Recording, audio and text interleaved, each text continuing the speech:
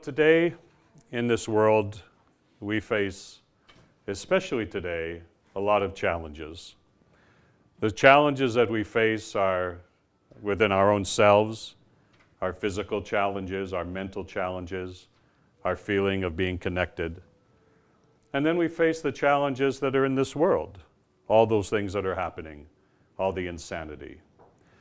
In terms of ages of time, some people call this the Aquarian age, right, or New Age. At the end of every age, the previous age was called the Piscean age. And the end of every age, there's what's called Kali Yuga, or a darker time, a time when there's a shifting and a shifting of consciousness. And we're at that stage now in this world where consciousness is shifting. Even with the steps back that we've seen, still, nonetheless, consciousness is shifting. What does that mean, consciousness?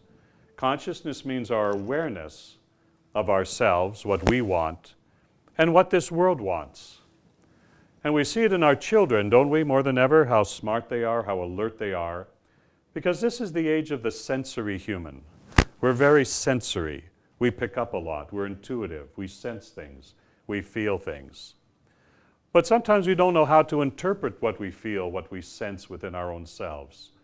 And how does that translate into our relationships and dealing with each other? And how we deal with and handle those stresses that come to us in day-to-day life. You have stresses at the workplace, you have stresses at home, and that builds up. And stress, have you ever seen the word stressed? You saw that word? Do you know how you spell that backwards? Have you ever spelled stressed backwards? What do you get? Dessert, right? So, we get something. But if we can't deal with it, if we can't handle it, if we can't cope with it, if we can't manage it within ourselves, then everything spirals. There's certain laws of the universe. Everyone knows what an avalanche is? Yes? Anybody not know an avalanche? Well, there's a law of an avalanche. You know what that law is? That once it starts, it doesn't stop. You can't stop that avalanche, right? There's nothing you can do. And that's sometimes a way in our lives, when that avalanche or that starts, we start to tremble or crumble in our own lives, it's hard to stop it. And yes, there's lots of medications. I say we have a choice in life. We can meditate or medicate, it's up to us. But once we get on that route, then that takes away the quality of our life. But one has to make that commitment. I heard earlier you were talking about commitment. And what is that word? Commitment is two words. One is commit, one is meant. We're meant to commit. Everything in our lives that begins change to deal with what we have to deal with starts with your commitment to yourself. Because it's what's inside of you that matters. It's how you feel inside of you that's going to mean your success or your downfall, or your confusion or your clarity.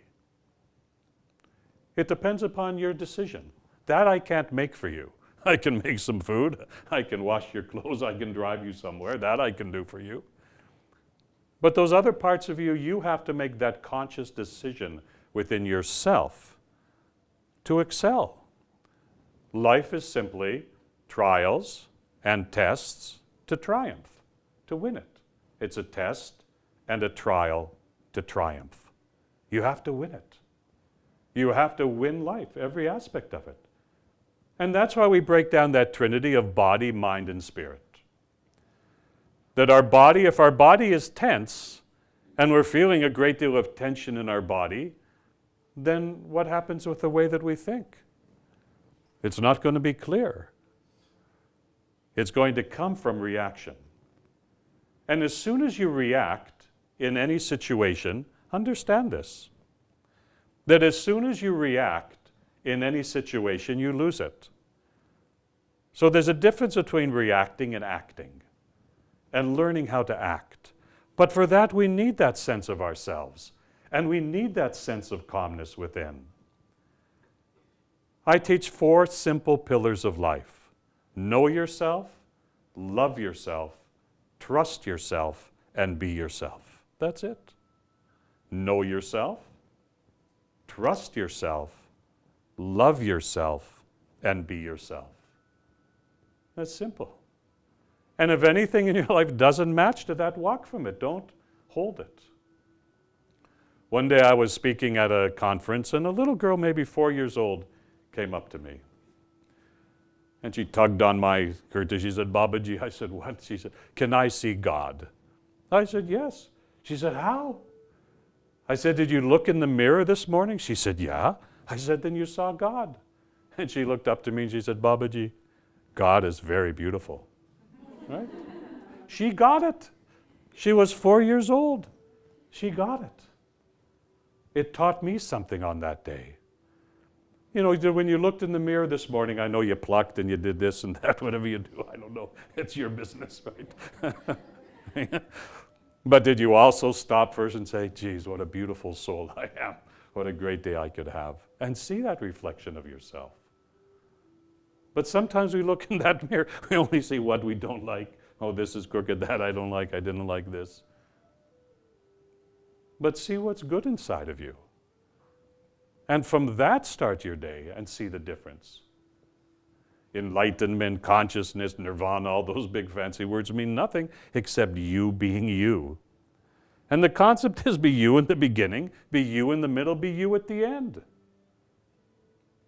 Otherwise, what happens? Then we put on masks, right? You have one mask, you come to work, you wear one mask. You're meeting your in-laws, you wear another mask. You're going home to your partner, you put on a different mask. You're working with your children, you put a different mask. Until sometimes it gets so confused that you don't, is this my mask for work? No, this is what I have to be. Oh, I have to be this for this person? No, I think it has to be that for that person. And that we call personality. What I'm teaching you is identity.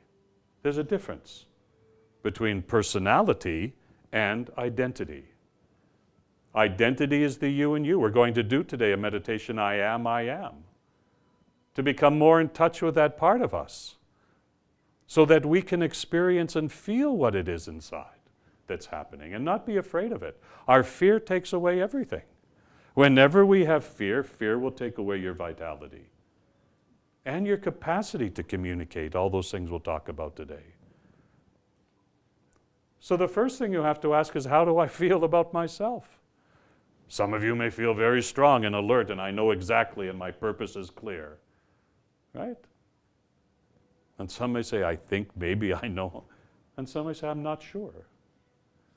So we want to be able to explore that in ourselves and not be afraid to look at it.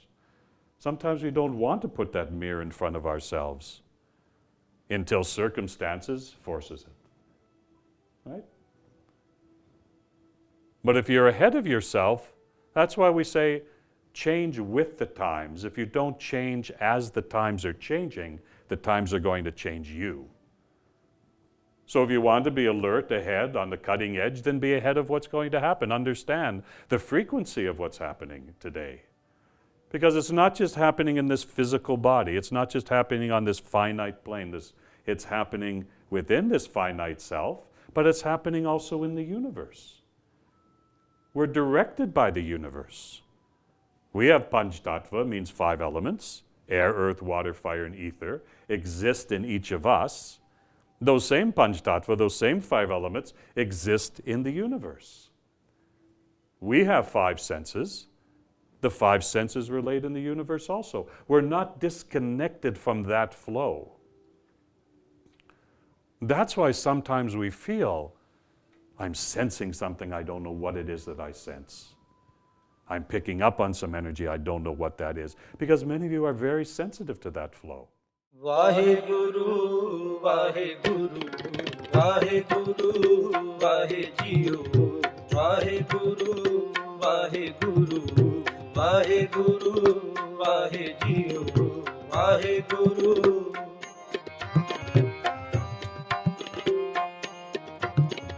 Pavlan Madhur